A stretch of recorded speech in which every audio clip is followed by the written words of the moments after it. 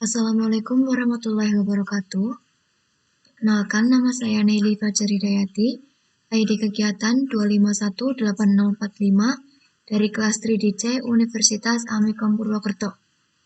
Pada kesempatan kali ini, saya akan menjelaskan materi tools animasi dasar pada Autodesk Maya 2017. Langsung saja kita buka aplikasinya.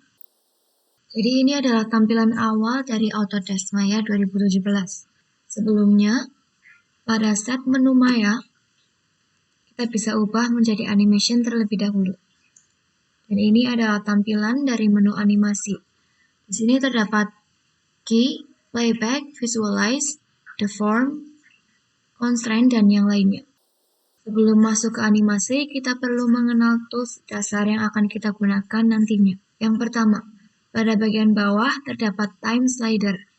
Time slider adalah informasi frame aktif yang menunjukkan rentang waktu yang tersedia. Pada animasi 3 dimensi, time slider berguna saat kita membuat sebuah posisi untuk berpindah ke posisi lainnya. Di bagian kanan pada time slider, terdapat set the current time, yaitu posisi frame yang ada pada saat itu. Misalnya, di sini set current time-nya adalah 1, maka time slider akan menunjukkan pada frame 1. Jika kita ubah menjadi 24, maka time slider akan menunjukkan bahwa ini adalah frame 24. Kemudian untuk mengatur jumlah frame, kita bisa klik pada menu Windows, Setting atau Preference, lalu ke Setting. Di sini ada Time, yang digunakan untuk mengatur berapa FPS atau frame per second yang akan kita gunakan nantinya. Di sini ada beberapa pilihan FPS yang bisa digunakan sesuai dengan kebutuhan. Ada 15 FPS, 24, 25, 30, dan yang lainnya. Tapi secara umum kita menggunakan 24 FPS. Setelah itu, klik Save. Selanjutnya, di sebelah kanan ini ada Playback Controls yang digunakan untuk mengontrol animasi. Di sebelah kiri adalah Go to Start of Playback Range untuk kembali ke start frame yang ada pada time slider. Sekarang current time-nya adalah 24. Maka jika kita klik Go to Start of Playback Range, maka frame akan kembali ke posisi awal atau posisi 1 di time slidernya. Kemudian ada Step Back One Frame. Ini digunakan untuk mundur satu frame dari frame saat ini.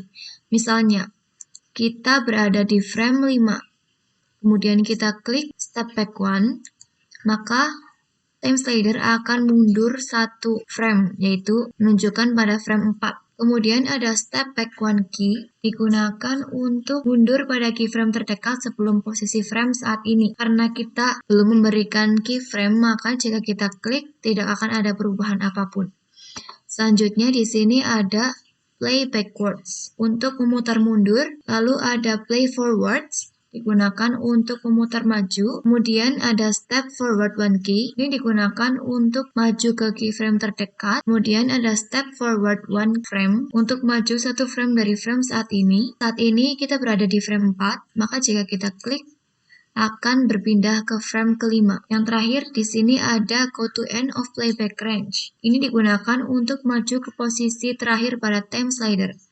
Di sini pada time slider, posisi terakhir frame-nya adalah pada frame 120. Lalu di bawah time slider di sini terdapat start frame, di mana frame dimulai. Lalu di bawah time slider ini terdapat set the start time of the animation, di mana frame dimulai. Lalu di sampingnya ada range slider yang digunakan untuk mengontrol jarak dari frame yang akan dimainkan saat kita menekan tombol play nanti. Range slider ini terdiri dari 3 bagian. Ada set the start time of playback range, yang berarti mulainya frame yang akan dimainkan. Kemudian ada set the end time of playback range, yang berarti berakhirnya frame saat playback ditekan. Di bagian tengah ini berfungsi untuk menentukan range frame yang ingin ditampilkan. Misalnya, jika kita hanya ingin menampilkan 50 frame, maka kita bisa ketik di bagian set the end time menjadi 50. Jika kita ingin menampilkan hanya 24 frame, maka kita bisa menggeser untuk range slidernya. Selanjutnya di sini ada set the end time of the animation, di mana frame berakhir. Pada time slider ini, frame terakhir adalah frame 200. Selanjutnya di sini kita akan membuat sebuah objek. Kita bisa pilih pada bagian polygon sphere, kemudian kita pindahkan untuk objeknya ke sebelah kiri. Lalu klik pada frame 1, lalu kita bisa kunci posisi atau pergerakannya menggunakan set key. Dengan cara klik menu key, kemudian pilih set key, atau kita bisa klik tombol S pada keyboard. Jadi, ketika kita set keyframe-nya, semua atribut yang ada akan terkunci posisinya pada frame 1. Kemudian kita pindahkan ke frame 24, lalu geser objeknya, kemudian set key. Bisa kita lihat, frame yang sudah di set key akan memiliki garis merah, dan ini akan ditampilkan hanya jika kita menyeleksi objek yang sudah memiliki key. Jika kita klik pada frame 1, maka posisi objek berada di sebelah kiri. Jika kita klik pada frame 24, maka objek akan berada di sebelah kanan. Secara otomatis, di antara frame tersebut memiliki gerakan yang terhubung antara satu posisi dengan posisi yang lainnya. Selain set key, kita juga bisa menggunakan auto keyframe untuk memberikan key pada frame secara otomatis. Jadi ketika kita pindahkan posisi objeknya, akan secara otomatis membuat key pada frame tersebut. Auto keyframe berada pada sebelah kanan. Jika kita klik, lalu kita pindahkan ke frame 12, kita hanya perlu untuk memberikan sedikit perubahan pada objek tersebut, misalnya untuk arah, rotasi, atau skalanya. Di sini kita geser untuk objeknya ke atas, maka akan secara otomatis membuat set key atau keyframe pada frame 12. Jika kita lihat antara satu frame dengan frame lainnya, maka pergerakannya akan seperti ini. Untuk lebih jelasnya, kita klik pada bagian play forward. Nah, ini adalah hasil dari pergerakan keyframe yang sudah kita buat tadi. Selanjutnya, kita juga bisa melihat pergerakan keyframe dengan cara klik Windows, Animation Editor, Graph Editor. Graph Editor ini digunakan untuk menampilkan grafik dari animasi yang kita buat. Di bagian atas ini terdapat frame, kemudian di bagian tengah ini adalah pergerakan dari keyframe objek yang ada. Bisa kita lihat pada sebelah kiri, Translate X.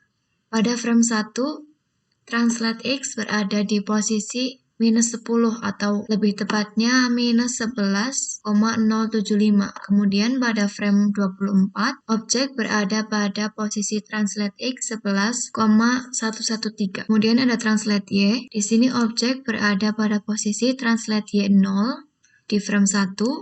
Kemudian di frame 12, posisi Translate Y ada di 5,867. Dan pada frame 24, posisi Translate Y objek berada pada 0. Lalu untuk Translate Z ini menunjukkan garis yang lurus, berarti tidak ada perubahan sama sekali. Begitu pula dengan yang lainnya. Kemudian kita akan coba untuk play forward. Dan ini adalah pergerakan animasinya. Dan di bagian bawah ini ada grafik dari pergerakan keyframe-nya. Kemudian saya akan mencoba untuk membuat animasi Tetris menggunakan keyframe.